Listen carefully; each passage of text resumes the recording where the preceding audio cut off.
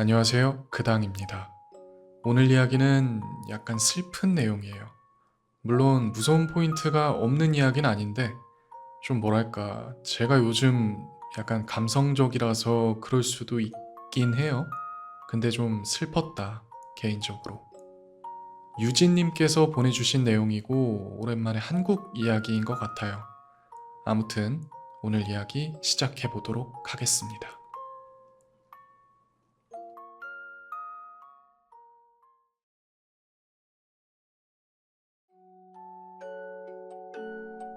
6월 18일, 내 인생에서 가장 값진 날이며 동시에 가장 끔찍한 날이었다. 임신한 후로 계속해서 건강이 악화되어 가던 내 아내의 제왕절개 수술일. 가슴 졸이며 회복실에 앉아있던 내게 간호사들이 조심스럽게 갓 태어난 아들을 안겨주었을 때 난 모든 걸 가진 기분이었다. 이제 막 잠든 작은 아기의 얼굴. 이 아이를 위해서라면 정말 뭐든 할 수 있을 것 같은 기분. 천천히 아이에게서 눈을 떼고 간호사를 올려다봤다. 아내는 언제 볼 수 있을까요? 지금 마무리 중이에요. 준비 끝나면 선생님이 오실 거예요. 그녀는 젖병을 사용하는 방법과 호출 버튼을 설명해주고 방을 나갔다. 수많은 생각이 머릿속을 가득 채웠다. 내가 더 나은 사람이었더라면 좋았을 텐데. 12살 때 나를 버리고 떠난 내 아버지보다 더 나은 아버지가 되고 싶다는 마음. 천사 같은 아들의 얼굴을 바라보며 나는 두려웠고 자랑스러웠고 동시에 내가 할 수 있는 최고의 아빠가 되어야겠다는 의지가 생겼다. 근데 왜 이렇게 오래 걸리는 거지? 원래 이런 건가? 그날 저녁 늦은 시각, 의사가 병실로 들어왔다. 현수 씨 맞으시죠? 네, 맞습니다. 저희 와이프는요? 원래 이렇게 오래 걸리는 겁니까? 나는 자리에서 일어나며 말했고 그는 힘겹게 침을 삼킨 뒤 대답했다. 죄송합니다, 현수 씨. 아내분께서 사망하셨습니다. 말을 듣는 순간부터 숨을 쉴 수가 없었다. 폐 안의 모든 공기를 누군가 강제로 빼낸 것 같은 느낌. 나는 그렇게 주저앉았고 나도 모르게 억눌린 비명 같은 것이 입 밖으로 새어나왔다. 그리고 마치 내 고통을 느끼기라도 한 듯 내 아들도 함께 울기 시작했다. 정말 평생 잊지 못할 순간. 슬픔을 헤집으며 나는 울고 있는 아들을 달래기 위해 손을 뻗었다. 그를 품에 안고 모든 게 괜찮아질 거라고 속삭였다. 내 눈물은 조용히 뺨을 타고 흘러 아기의 작은 머리 위로 떨어졌다. 내 손길을 느낀 건지 아이는 금방 진정되었다. 안녕, 진호야. 아내와 함께 지었던 이름이었고 그녀가 가장 원했던 이름이었다. 헌데 시야를 가리는 눈물 때문에 앞이 흐릿한 와중 나는 한 가지 사실을 알아차렸다. 여느 아이보다 유독 커다랗던 탓인지 태어나며 바로 뜨인 진호의 눈이 내 눈을 바라보고 있지 않았다는 것.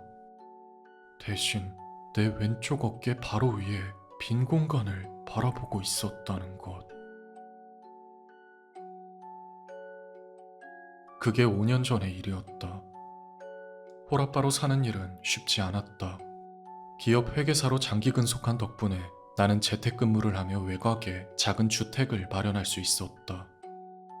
둘이 살기에는 충분하고도 남는 집. 아이는 건강하고 그늘 없는 어린아이로 자랐다. 이제 다음 달이면 5살이 된다. 헌데 최근 이상한 일이 일어나고 있다.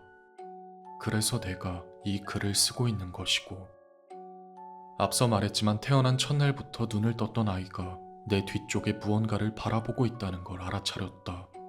그리고 그 사실을 주변에 이야기했을 때 사람들은 걱정하지 말라고 했고, 아이들은 무작위로 보이는 물체들 사이에서 얼굴을 식별하는 것에 시간이 걸린다나? 그런 행동이 점점 줄어드는 걸 보게 될 거라고 했지. 의사까지 그렇게 말했을 때 나는 안도했다. 하지만 문제는 그렇게 되지 않았다는 점이었다. 진호는 멈추지 않았다. 1살이 되었을 때도 2살이 지났을 때도 그는 나를 보는 것이 아니라 내 뒤를 보고 있었다. 그러다 내가 말을 걸면 그제야 시선을 조정했고, 진호야. 그러면 그의 눈은 내 어깨 너머에서 내 눈으로 옮겨왔다. 아빠. 그가 천사 같은 얼굴로 웃으며 대답했다. 하지만 내가 그의 관심에서 벗어나는 순간 그의 시선은 다시 내 뒤로 옮겨갔다. 돌아보아도 아무것도 없는 곳.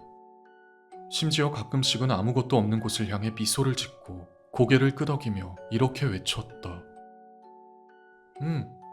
또는 고개를 저으며 외치기도 했다. 아니, 아니야. 나는 걱정이 되었다. 처음 부모가 된 입장에서 무엇이 정상적인 유아 행동이고 무엇이 아닌지 전혀 알 수 없었다. 신기할 정도로 말을 일찍 배우고 있다는 게 다행이라면 다행이랄까. 아이가 유아기였던 몇 년 동안 수많은 병원을 가보았으나 의사들은 비슷한 말만 되풀이할 뿐이었다. 크게 걱정할 문제는 아닙니다. 아마 수줍음이 많아서가 아닐까요? 어떤 아이들은 사회성 발달이 조금 더디기도 합니다. 큰 문제는 아니에요. 그렇게 진호의 4번째 생일이 지나고 나는 마침내 그게 별일 아니라고 스스로를 설득하는데 성공했다. 너무나 다정하고 배려심 많은 아이.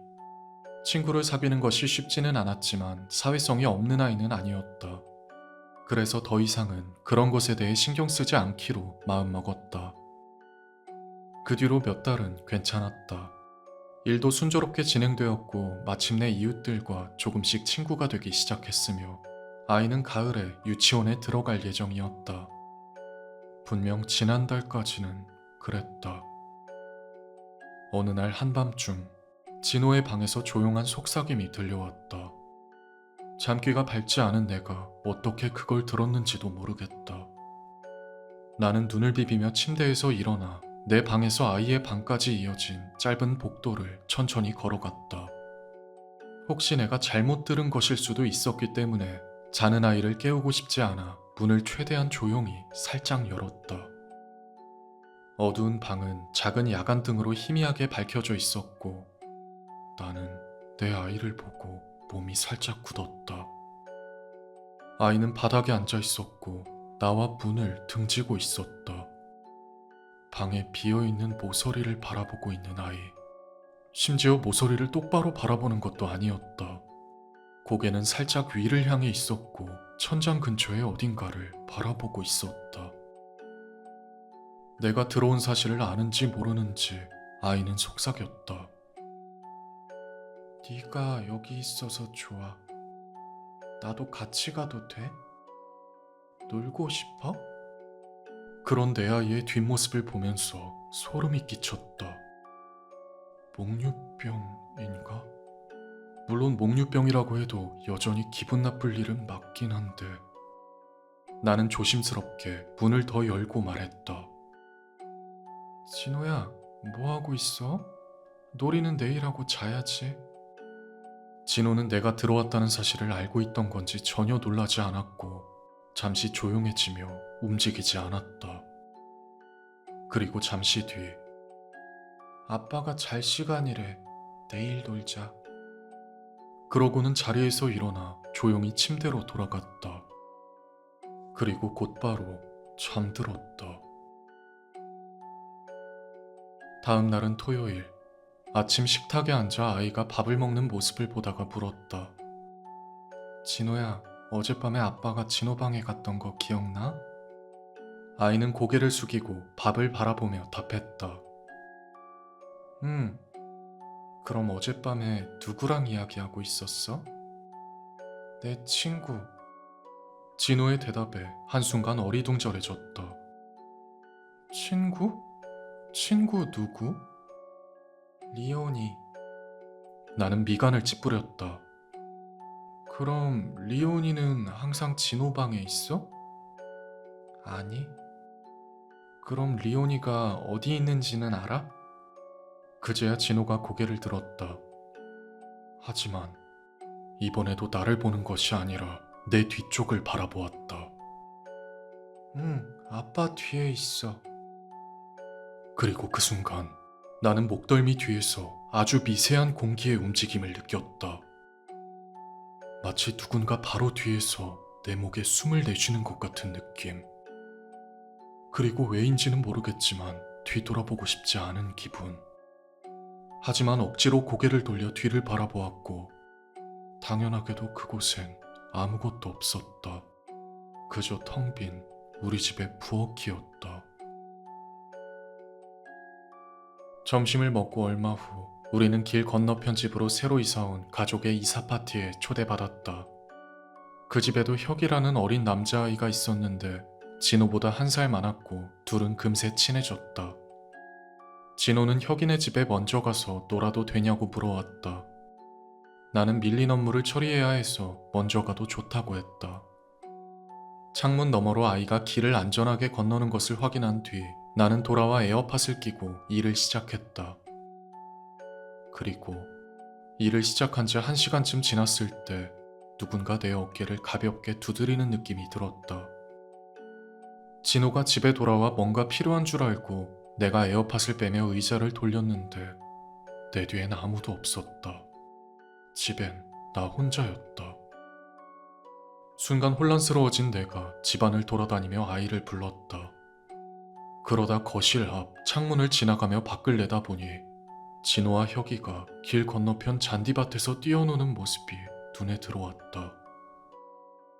잠깐 멍해진 머리를 뒤로 하고 고개를 돌리니 텅 빈 집안의 모습이 보인다. 그날 저녁은 꽤나 북적였다. 다른 부모들과 시간을 보냈고 아들을 키우는데 어려움을 겪는 사람이 나 혼자만은 아니라는 걸 깨달았지. 나는 혁이의 아빠 옆에 서 있었다. 그는 그릴 앞에서 고기를 굽고 있었고 마침 동갑이던 우리는 금방 가까운 친구가 될 것 같다고 생각했다. 뭐 하나 물어봐도 돼? 내가 말했다. 혁이도 상상 속 친구 같은 게 있었나?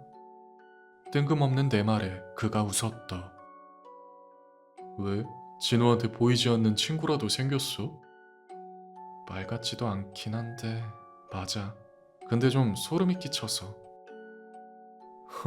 그렇게 생각할 필요 없는 문제야. 여기도 딱 작년까지 그런 친구가 있었거든. 내 친구 중에 상담사가 있는데 그 친구 말로는 꽤 정상적인 일이고 오히려 상상력 발달에 도움이 될 수도 있다 그러더라고. 그러니까 너무 걱정하지 않아도 될 거야. 그의 말에 나는 고개를 끄덕였다.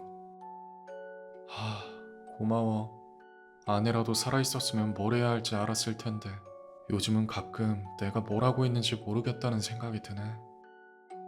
그는 잠깐 날 빤히 바라보다 내 어깨에 손을 올렸다. 도움이 필요하면 언제든 우리한테 와도 돼. 애 키우는 건 원래 마을 전체가 함께 하는 거잖아.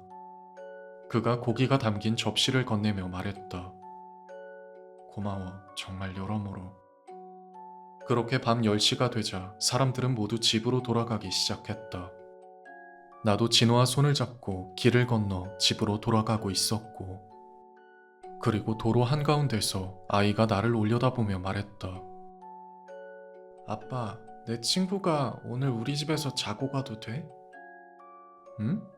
혁이 부모님한테 가서 물어보면 되긴 하는데 시간이 좀 늦지 않았을까? 아니, 혁이 형 말고 리온이. 리온이? 리온이가 오늘 자고 가고 싶대. 그래도 돼? 제발. 나는 잠깐 망설였지만 곧 아까의 대화를 떠올렸다. 그래, 괜찮을 것 같네. 그리고 농담처럼 덧붙였다. 근데 리온이 부모님한테 먼저 물어봐야 되는 거 아니야? 리온이는 부모님이 없어. 다 진작 돌아가셨대. 그 뒤 남은 여름은 평범하게 지나갔다. 유치원에 들어가기 1달 전, 나는 진호가 방 한구석에 혼자 앉아있는 것을 발견했다. 그는 조용히 울고 있었다. 무릎을 가슴 가까이 끌어안고 이마를 그 위에 얹은 채로. 진호야, 왜 그래? 무슨 일이야? 내 말에 아이는 고개를 들고 코를 훌쩍이며 손등으로 코를 닦았다. 아무것도 아니야. 나는 방으로 들어가 그의 옆 바닥에 앉아 조심스럽게 팔로 그를 감쌌다. 왜 그래? 무슨 일이야, 우리 아들? 하지만 아이는 아무런 대답 없이 그저 조용히 흐느끼며 앉아 있었다. 그리고 잠시 뒤, 아빠, 응? 엄마는 어디 있어? 순간 목에 덩어리 같은 것이 걸리는 것 같았다. 지금까진 일 때문에 멀리 떨어져 산다고만 둘러댔었는데 이제는 이야기를 해야 할 것 같았다. 진호야, 엄마는 많이 아팠어. 그리고 말을 하던 도중 나도 모르게 눈물이 고였다. 그리고 엄마는 먼저 하늘나라로 갔어, 아들아. 어느새 아이의 젖은 눈은 나를 바라보고 있었다. 하지만 그는 내가 무슨 말을 하는지 잘 모르는 듯 했다. 리온이가 그러는데 엄마는 나를 원하지 않아서 떠났대. 울먹이며 하는 아들의 말에 순간적으로 분노가 파도처럼 밀려오는 것이 느껴졌다. 내 아내는 진호를 낳기 위해 자기 목숨을 내놓았다. 당연히 그녀는 세상 그 누구보다 우리의 아이를 원했다. 그런데 뭐라고? 그녀가 아이를 원하지 않아? 거칠게 끓어오른 호흡을 애써 가라앉혔다. 나는 이것을 아이가 왜 다른 아이들에게는 엄마가 있는데 자신에게는 없는지 이해하려 애쓰는 과정이라고 생각했다. 아이가 엄마의 빈자리를 이해하려 애쓰고 있었고, 그러는 도중 자신이 느끼는 감정을 리온이라는 가면을 통해 말하고 있는 거라고. 아니야, 전혀 그렇지 않아, 진호야. 엄마는 누구보다 너를 정말 많이 사랑했어. 그냥 많이 아팠고 어쩔 수 없이 떠나야 했던 거야. 절대 너 때문이 아니야. 엄마는 너를 너무너무 사랑했고 원했어. 그가 나를 바라보았다. 그럼 엄마는 다시 돌아와? 눈물을 참으며 나는 천천히 고개를 저었다. 그리고 속삭였다. 아니, 안타깝지만 그럴 순 없어. 엄마는 번쩍아서 기다리고 있는 거야. 근데 리온이는 엄마가 떠나는 걸 봤대. 나는 눈물을 흘리며 아들을 꼭 끌어안았다. 그건 사실이 아니야. 리온이는 거기 없었어. 엄마는 너를 정말 많이 사랑했고 아빠도 우리 아들을 너무 사랑해. 작은 손이 나를 끌어안았다.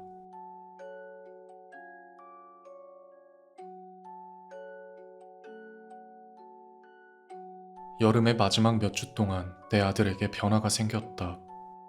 유치원 첫날, 그를 차에 태워 데려가는 동안 문득 깨달았다. 아이가 완전히 변했다는 걸. 그는 의식적으로 나를 포함한 다른 사람들의 눈을 마주치지 않았다. 그저 바닥만 바라볼 뿐. 룸미러에 비친 아들의 모습을 보며 내 마음이 무너지는 듯 했다. 또 다른 작은 남자아이를 떠올리게 하는 모습. 아버지가 없던 어린아이. 무관심한 어머니에게 버려진 아이. 아주 오랜 시간 세상으로부터 스스로를 닫아버린 아이. 바로 어린 시절의 나의 모습. 아들, 유치원은 정말 재미있을 거야. 새로운 친구들도 많이 만날 거고. 이따 끝나고 집에 오면 아빠랑 공원에 갈까? 밝은 목소리로 말했지만 진호는 창 밖만 바라보며 말했다. 아이를 내려주고 차로 돌아온 뒤 나는 주차장에 앉아 있었다. 진호가 새 친구들을 만나면서 리온이를 잊어버리기를 간절히 바랐다. 그리고 처음 몇 주는 정말 그렇게 되는 듯 보였다. 아이는 밝아졌고 더 많이 웃었다. 마치 내 어린 아들을 되찾은 것 같은 기분.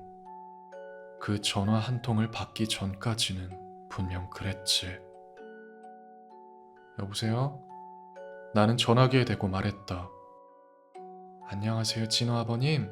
저 진호 유치원 원장이에요. 다름이 아니라 진호가 다른 친구들을 불안하게 만든 것 같아요. 일단 지금은 제 사무실에 있는데 혹시 지금 방문하실 수 있으실까요? 혼란스러웠다. 이게 무슨 말일까? 진호가 다른 아이를 때린 건가? 아, 네, 바로 가겠습니다. 진호는 적어도 이런 문제를 일으킨 적은 없었다. 급하게 모자를 눌러쓰고 차에 올라타면서 아내의 얼굴이 떠올랐다. 보고 싶어, 여보. 뛰듯이 차에서 내려 원장실에 들어서자 아들이 의자에 조용히 앉아 바닥을 바라보고 있는 모습이 보였다. 맞은편에는 원장이 앉아 있었고 그녀는 부드러운 태도로 아이가 말을 하도록 격려하고 있었다. 내가 들어가자 진호는 고개를 들어 나를 보았다.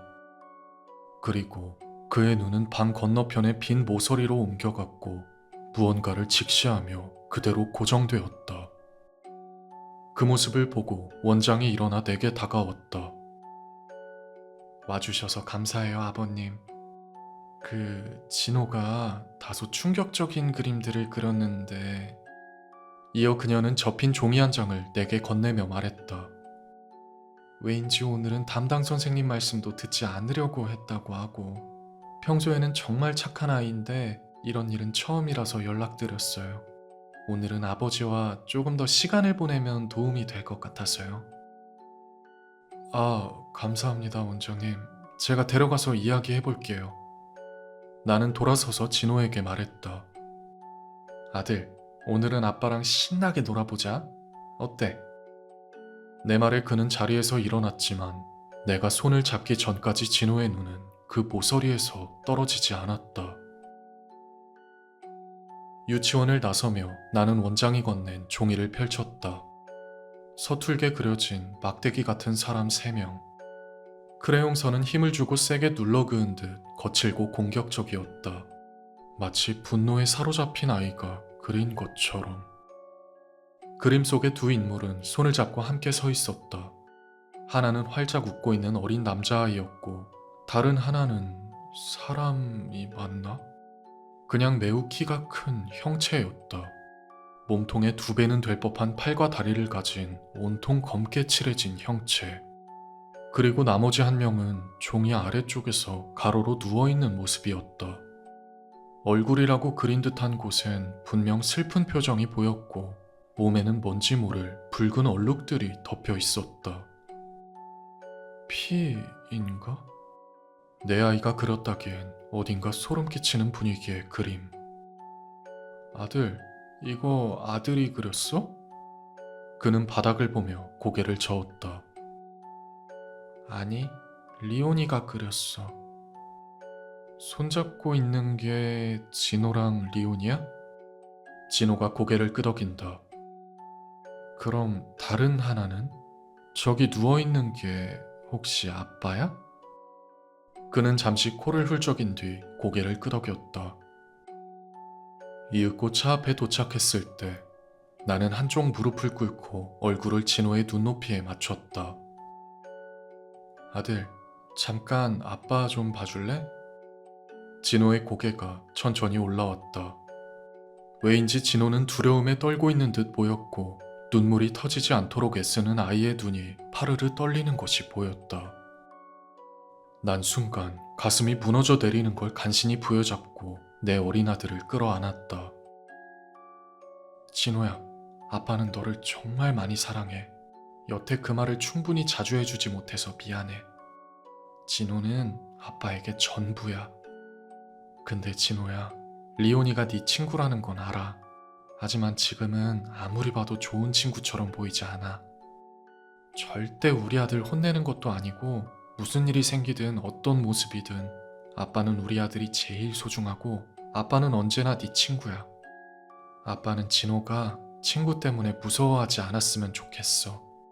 그냥 이것만 알아줬으면 했어. 다 괜찮아. 아빠만 믿어. 아빠가 다 해결해 줄게. 사랑해, 우리 아들. 중구난방으로 생각나는 걸 말하다 보니 뭐라고 떠들었는지도 모르겠다. 하지만 내 감정이 잘 전달된 건지 진호가 눈을 거칠게 비비며 말했다. 나도 아빠 사랑해. 그렇게 차가 집 진입로에 들어섰고 집으로 돌아와 소파에 앉아 진호에게 말했다. 아들, 가서 잠옷으로 갈아입고 올래? 오늘은 오랜만에 같이 영화 보자. 밤엔 치킨이랑 피자도 시켜 먹고. 어때? 애써 웃으며 건네는 그 말에 아이의 표정이 밝아졌고 그는 웃으며 대답했다. 좋아. 진호는 위층으로 가볍게 뛰어 올라갔고 나는 아이와 볼만한 영화를 찾기 위해 TV를 둘러보고 있었다. 그리고 잠시 뒤 집안을 찢는 듯한 커다란 비명이 울렸다. 순간적으로 아드레날린이 혈관을 타고 솟구쳤고 나는 위층으로 전력 질주하곤 침실문을 박차고 들어가며 외쳤다. 진호야! 진호는 방 구석에 쓰러져 있었고 몸은 주체할 수 없는 울음으로 떨리고 있었다. 나는 그에게 달려가 조심스럽게 몸을 돌려 얼굴을 확인했다. 진호의 왼쪽 얼굴이 심하게 멍들어 있었고 입가로 가느다란 피가 한 줄기 흘러내리고 있었다. 그리고 아이가 떨리는 목소리로 말했다. 리온이가 화났어. 내가 이제 너랑 안 놀 거라고 했더니 화났어. 내 몸은 참을 수 없는 분노로 떨려왔고 이내 벌떡 일어나 빈 방을 향해 몸을 돌리고 소리쳤다. 넌 대체 누구냐고. 대체 누구길래 내 아들한테 이런 짓을 하는 거냐고. 분노에 휩싸인 내가 방 한가운데 놓여있던 공을 걷어차며 그렇게 소리쳤다. 공은 허공을 가로질러 열린 옷장 안으로 들어갔고 나는 계속해서 소리를 질렀다. 한참 동안을 그렇게 소리치고 안 하던 욕을 퍼붓고 나니 끓어오르던 분노가 조금 가라앉았다. 헌데 그 짧은 침묵 속에서 어떤 소리가 들려왔다. 나는 곧장 몸을 돌렸다. 그리고 내가 걷어찼던 공이 옷장 안에서 천천히 굴러나오는 것을 보았다. 온몸에 털이 곤두섰다. 옷장에서 눈을 떼지 않은 채 나는 진호의 침대 아래에 놓인 야구 방망이를 더듬어 찾았다. 손끝에 방망이가 닿았고 나는 그것을 잡는 동시에 작은 옷장 안으로 휘둘렀다.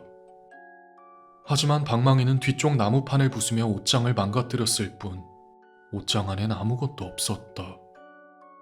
혹시나 해서 걸려있던 옷들을 밀쳐냈지만 마찬가지로 아무것도 발견하지 못했고 이상한 일이었지만 일단 이 방에서 이 집에서 진호를 데리고 나가야 했다.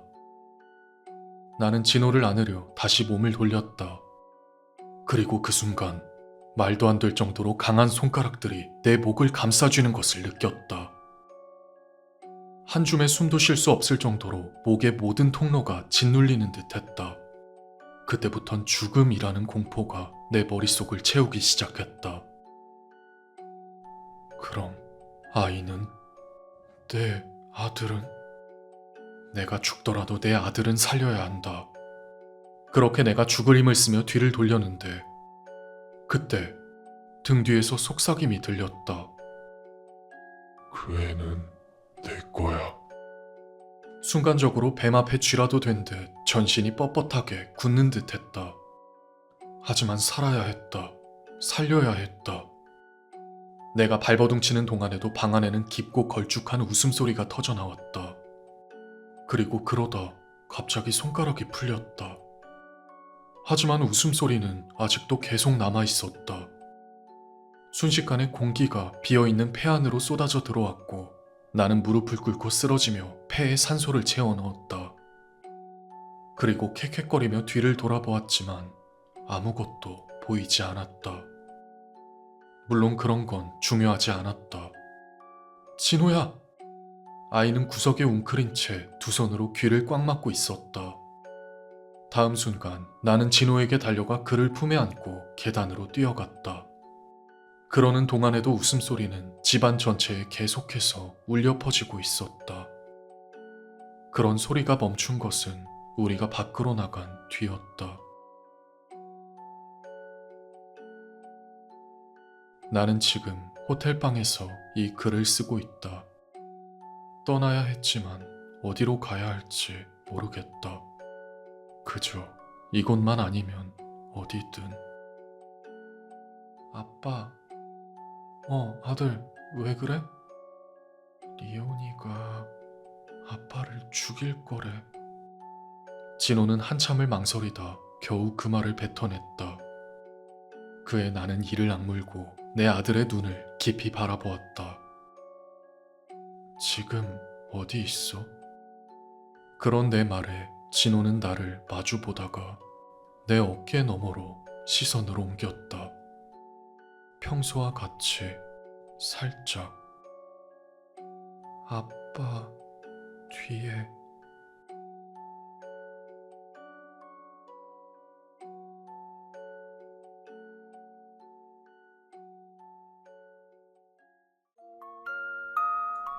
자, 이렇게 이야기가 끝났습니다. 저만 슬펐나요? 혹시?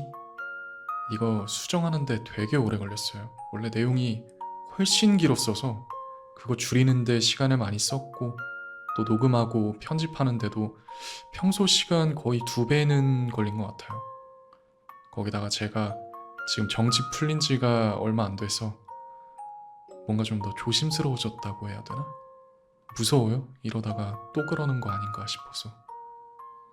아무튼 오늘 이야기 여기까지고요. 오늘도 좋은 밤 되시길.